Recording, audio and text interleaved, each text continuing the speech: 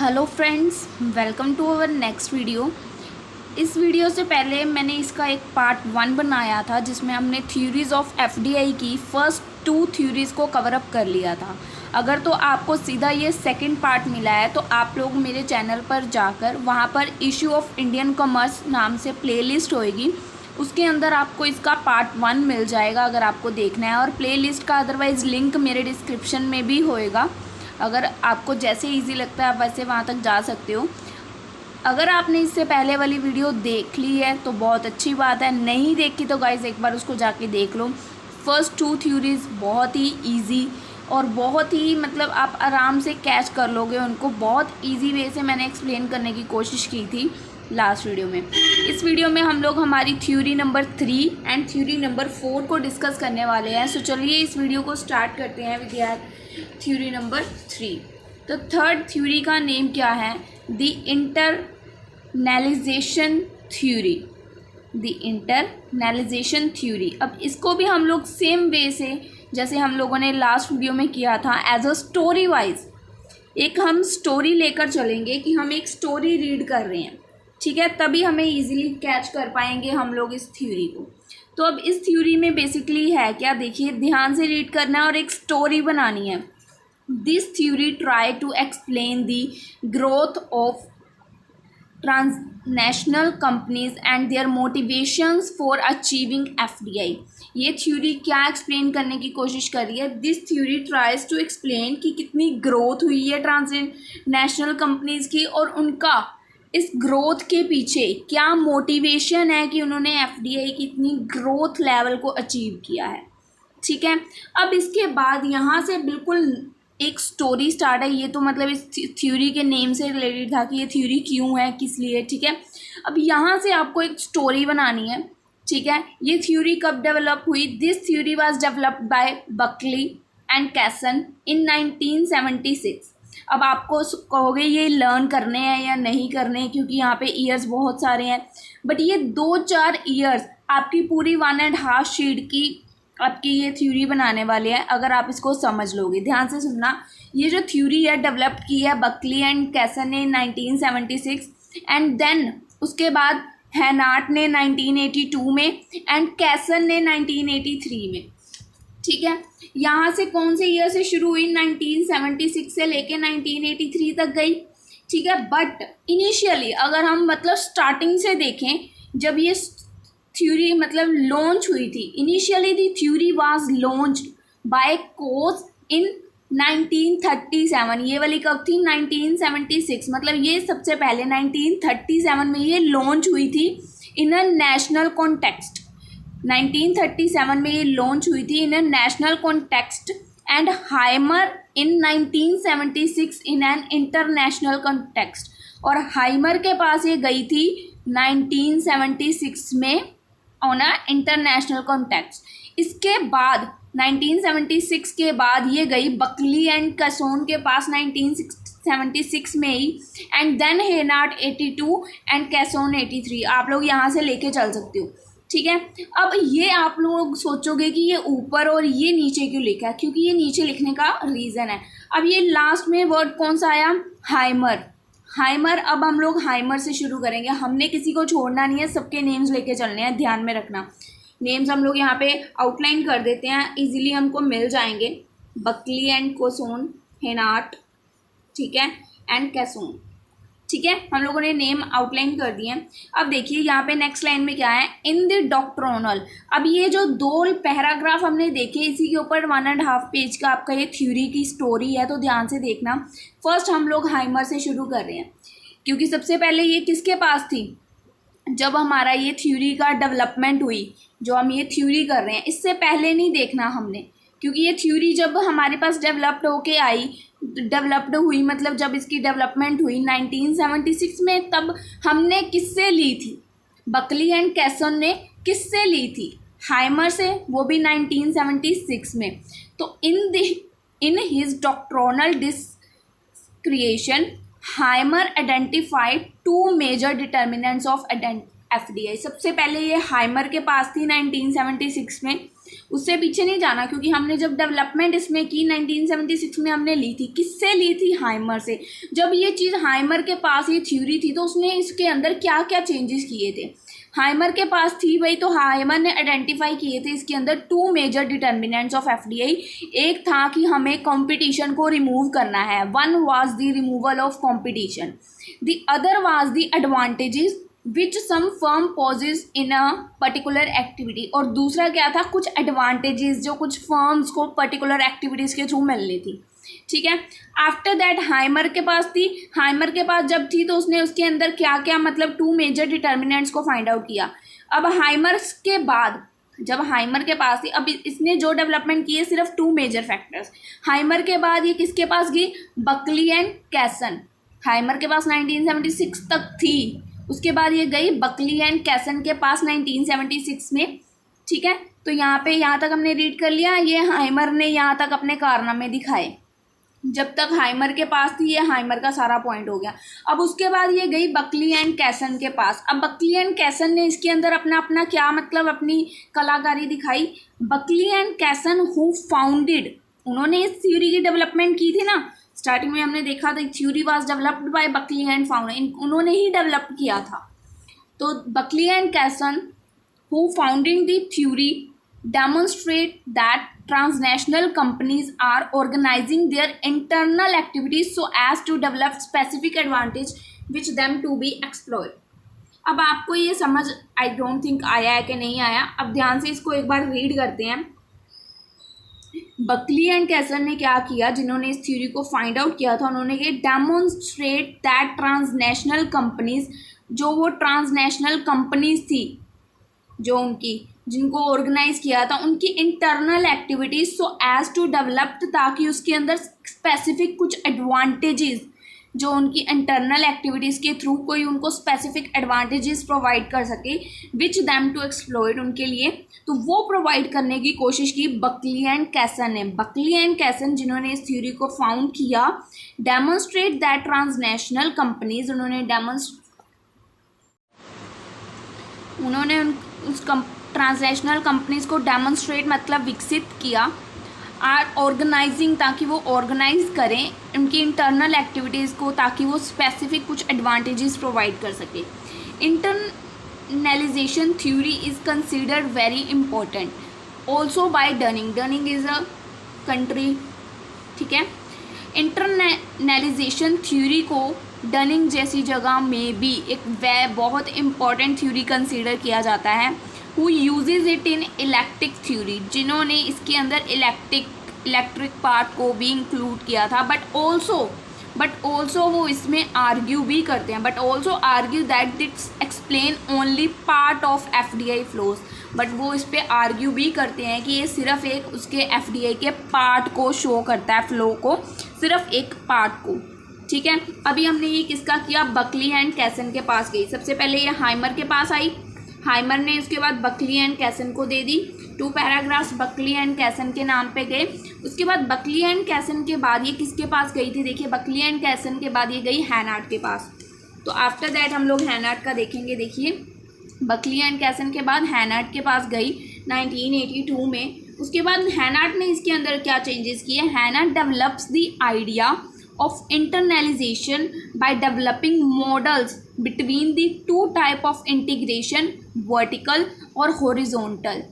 हैनार्ट ने क्या डेवलपमेंट की इसके अंदर, developing models between the 2 type of integration, एक वर्टिकल मॉडल और एक हॉरिजॉन्टल मॉडल। ठीक है, उसके बाद हाइमर, अगेन हैनार्ट हो गया, हैनार्ट के बाद उसके बाद गई थी कैसोन के पास।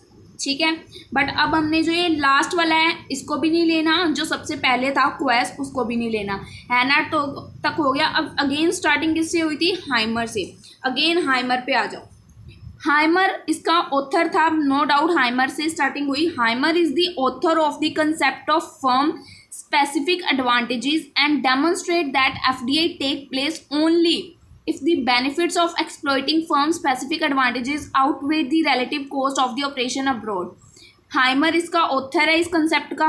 ठीक है, firm specific advantages and demonstrate उसको विकसित उसने किया है, that FDI take place only, इसमें एफडीआई की जगह तभी बनेगी ओनली इफ़ दी बेनिफिट्स, जब वो जो बेनिफिट्स एक्सप्लॉइट कर रही है फर्म स्पेसिफिक एडवांटेजेस के थ्रू, वो आउटवेड ज़्यादा होंगे किससे, जो हम लोग फॉरेन कंट्रीज़ में मतलब जितना उसकी उत्पादकता के लिए invest, that led to a divergence from perfect competition in the final product market, जिसका एक perfect competition है final product market। उसके बाद हाइमर ने डिस्कस की हैं काफ़ी सारी problems. Hymer has discuss the problem of information cost for foreign firms respected to local firms. उसने इसकी प्रॉब्लम्स को किस किस के साथ डिस्कस किया है, लोकल फर्म्स के साथ डिफरेंट ट्रीटमेंट्स दिलवाई हैं गवर्नमेंट्स के थ्रू, करेंसी रिस्क, मतलब काफ़ी चीज़ों से उसने इसको ट्राई सॉल्व करने की प्रॉब्लम को कोशिश की है हाइमर ने। But the result mean the same conclusion, but इसका रिज़ल्ट सब तरह से सेम ही निकला है। ट्रांसनेशनल कंपनीज फेसिस सम एडजस्टमेंट कोस्ट। हम लोग यही थ्योरी कर रहे हैं, इंटरनलाइजेशन थ्योरीज, तो वही ट्रांसनेशनल थ्योरीज के ऊपर बोल रहे हैं कि ट्रांसनेशनल कंपनीज़ को कुछ एडजस्टमेंट कोस्ट तो फेस करनी ही पड़ेगी जब वो अब्रॉड में इन्वेस्ट कर रहे हैं। जो हमने इससे पहले थ्योरी की थी वो भी थोड़ी बहुत इसी से रिलेटेड थी, क्योंकि हमारे अब्रॉड में जब हम लोग कहीं पे फॉरेन कंट्री में इन्वेस्ट करते हैं तो उसकी करेंसी की अमाउंट चेंज होती रहती है, ठीक है ना, एक्सचेंज रेट बढ़ता घटता रहता है। जैसे हम लोगों ने डॉलर में इन्वेस्ट किया, जब हमने इन्वेस्ट किया था तो वो 85 नियर बाय था, बट जब हम रिसीव करने जा रहे हैं तो उसकी वैल्यू 50 है, तो हमें वो लॉसेस फेसेस करने ही पड़ेंगे, ये उन्होंने कंक्लूजन निकाला है। Hymer recognise that FDI is a firm level strategy. Hymer ने रिकॉग्नाइज किया है कि जो FDI है वो एक फर्म लेवल की स्ट्रेटजी है जो डिसीजन लेती है rather than a capital market financial decision. Capital market financial से रिलेटेड वो डिसीजंस लेती है, तो इसके अंदर वो मतलब उनका कंक्लूजन यही है कि हम लोगों को कुछ ना कुछ रिस्क तो लेना ही पड़ेगा, कुछ ना कुछ कॉस्ट तो बियर करनी ही पड़ेगी, ठीक है। आफ्टर दैट आती है हम लोगों की लास्ट थ्योरी इसकी, इलेक्ट्रिक पैराडिग्म ऑफ डनिंग। तो चलिए फ्रेंड्स आगे देखते हैं हमारा पॉइंट नंबर 4, फोर्थ थ्योरी देखते हैं। इस थ्योरी का नेम क्या है, the electric paradigm of Dunning. इस थ्योरी का नेम आपको आई थिंक टफ लग रहा होगा, बट जब आप इस थ्योरी को समझोगे ना तो आपको ये बहुत ईजी लगने वाली है। तो इसको थोड़ा सा हम स्टोरी वे से ही कर रहे हैं, तो वही वे से कर रहे हैं, ठीक है, उसी वे से करेंगे। The electric theory developed, electric theory इसका नेम है electric theory developed by professor Dunning professor का नेम भी है और इलेक्ट्रिक थ्योरी है, इन्होंने डेवलप की थी। Is a mix of 3 different theories, ये 3 थ्योरीज का मिक्सचर है ऑफ डायरेक्ट FDI OLI। अब आप सोच रहे हैं OLI चीज़ क्या है, किस भला का नेम है OLI। O from ownership advantages, O से इनको मिलती हैं ओनरशिप एडवांटेजेस। जी ओनरशिप एडवांटेजेस में क्या है, ये बहुत इजी लिख रखा है, मतलब आपको थोड़ा सा समझने की ज़रूरत है, आपको पूरा लाइन टू लाइन समझ आएगा। देखिए क्या लिख रखा है, this refers to intangible assets, ये एक तरह से आपका इंटेंजिबल एसेट है, आपको एक ओनरशिप की एडवांटेज मिलती है, ठीक है। इसके अंदर एक तरह से ये आपका क्या हुआ, जो आपको ओनरशिप की एडवांटेज मिली है आपका एक तरह से एसेट हुआ, which are at least for a while exclusive processes of the company, जो एटलीस्ट थोड़े समय के लिए जिसका प्रोसेस, जिसका राइट मतलब जो उसका हक है वो कंपनी का जो वो पर्सनस के पास रहता है, and may be transferred with in transnational companies, और वो ट्रांसनेशनल कंपनीज में ईजिली ट्रांसफ़र हो जाता है। मतलब ओनरशिप का जो बेनिफिट है, एडवांटेज है, ओनरशिप का जो बेनिफिट है वो एक्सक्लूसिव कुछ समय के लिए हम लोगों के पास रहता है और उसको हम लोग ईजिली ट्रांसफ़र कर सकते हैं ट्रांसनेशनल कंपनीज में एट लो कॉस्ट पे हम लोग उसको ट्रांसफ़र कर सकते हैं, लीडिंग इधर और हायर इनकम, जिसमें हमें हायर इनकम हो सकती है और हमारी कॉस्ट जो लग रही है उसमें रिडक्शन हो सकती है आने वाले टाइम में, जैसे कंपनी बड़ी होती जाएगी, ठीक है। After that but TNCS operations performed in different countries. जो TNCS फंक्शन है, एक ऑपरेशन है, इसको भी आप लोग गूगल पे खुद से सर्च करना कि कौन सा ऑपरेशन है ये। TNCS operations performed in different countries face some additional cost, तो उसको कुछ additional cost face करनी पड़ती है। thereby to successfully enter a foreign market, इसको successfully अगर foreign market में enter करना है ना तो कंपनी को क्या करना पड़ेगा, company must have certain characteristic company के कुछ सर्टन करेक्टरिस्टिक्स होने चाहिए that would Trump over operating cost on a foreign market, जो फॉरेन मार्केट की ऑपरेटिंग कॉस्ट के बराबर ज़्यादा ही होने चाहिए, ट्रियम्प ओवर होने चाहिए। ठीक है, जो हमारी कंपनी के सर्टेन करेक्टरिस्टिक्स हैं वो ज़्यादा होने चाहिए operating cost of foreign market. These advantages are the property competence और a specific benefit of the company. ये जो एडवांटेजेस हैं ये एक तरह से हमारे स्पेसिफिक बेनिफिट्स हैं, क्योंकि जो हम लोग पर्सनस है ना इंडिया में, हमारे पास बहुत ज़्यादा क्रिएटिविटी है। हम महंगी से महंगी चीज़ को भी सस्ते में, लो कॉस्ट में प्रोवाइड कर सकते हैं अगर हम चाहें तो थोड़ा दिमाग दौड़ाना पड़ता है बट वो हो जाता है। ठीक है, the firm has a monopoly over its own specific advantages. जो फर्म है उसके पास उसके खुद के जो स्पेसिफिक एडवांटेजेस हैं उसके रिलेटेड उसके पास मोनोपोली राइट्स हैं।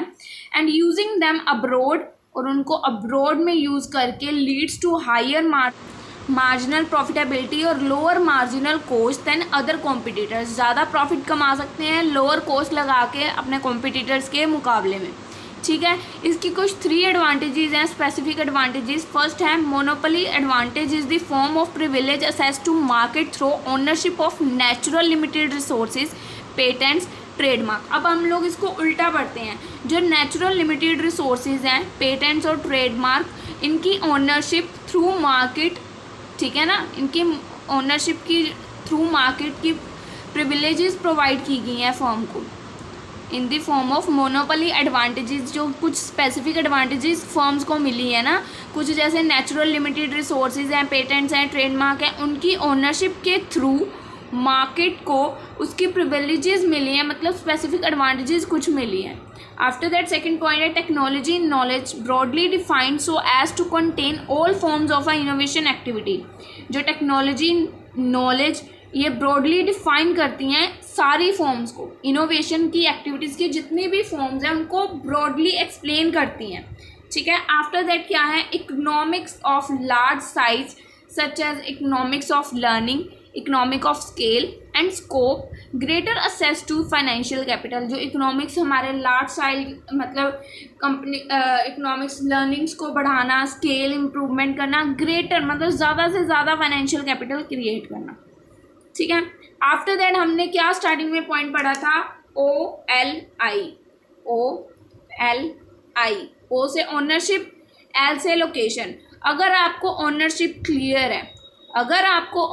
क्लियर है तो लोकेशन क्लियर है। देखो लोकेशन का क्या फ़ायदा है जी, when first condition is fulfilled it must be more advantages for the company that own। पहले अगर उसकी पहली कंडीशन फुलफिल होगी, ओनरशिप उसके पास आ गई, अब सेकंड क्या है, उसको इसकी ही एडवांटेज हो जाएगी अगर उसकी ओनरशिप उसके पास है। More advantages for the company के लिए ज़्यादा एडवांटेजेस हैं that own them to use them itself. अगर कंपनी की ओनरशिप उनके खुद के पास आ जाएगी तो वो उसको बेचने के बजाय उस कंपनी को खुद यूज़ करना पसंद करेंगे, क्योंकि वो उस कंपनी के मालिक हैं। Use them itself rather than sell them, या रेंट पे दे दे किसी फॉरेन फर्म्स को, इससे बेहतर वो क्या सोचेंगे कि हम इसको खुद यूज़ करें, क्योंकि उनके पास ओनरशिप आ चुकी है। ठीक है, उसके बाद उनको लोकेशन की एडवांटेज होएगी। Location advantage of different countries are the key factors of determining who will become host countries for the activities of transnational corporations. Location की बहुत एडवांटेज होती है डिफरेंट कंट्रीज़ में। जैसे अब किसी की कोई फर्म है वो बहुत मतलब ऐसे एरिए में है जहाँ पे काम की कभी भी तंगी नहीं होती, मतलब कभी भी वर्क डाउन नहीं आता। ठीक है ना, तो लोकेशन डिपेंड करती है हमारी फर्म्स की। ये एक तरह से की फैक्टर्स है जो डिटरमाइन करता है कि कौन सी फर्म किस कंट्री में, कौन सी ऐसी फर्म है जिसको हम होस्ट कंट्री का मतलब कुछ स्पॉन्सर करेंगे। होस्ट कंट्री है जैसे आप एक तरह से अवार्ड सोच सकते हो अपने माइंड में, इसको समझने के लिए बता रही हूँ। तो जिसका भी बेस्ट होएगा उसको होस्ट कंट्री मतलब बताया जाता है। Host countries for activities of the उसको कॉरपोरेशन के लिए होस्ट कंट्रीज डिसाइड कर दिया जाता है कि ये कंट्री होस्ट कंट्री है, इसका सबसे बेस्ट है।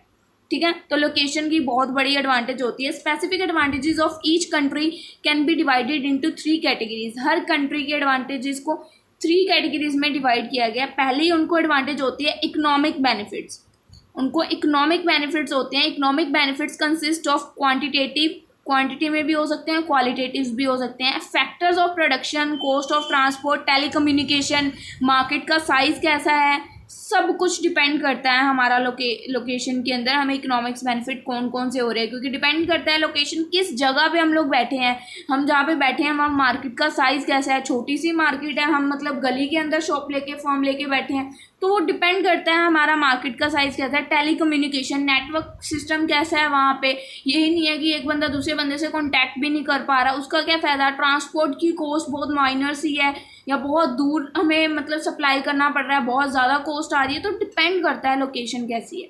ठीक है, आफ्टर दैट आता है हमारा OLI था, OLI, O हो गया ओनरशिप, L हो गया लोकेशन, एक रह गया सोशल पॉलिटिकल एडवांटेजेस। उसके बाद उनको कुछ पॉलिटिकल एडवांटेजेस होती हैं, क्योंकि common and specific government policies that affect FDI flows.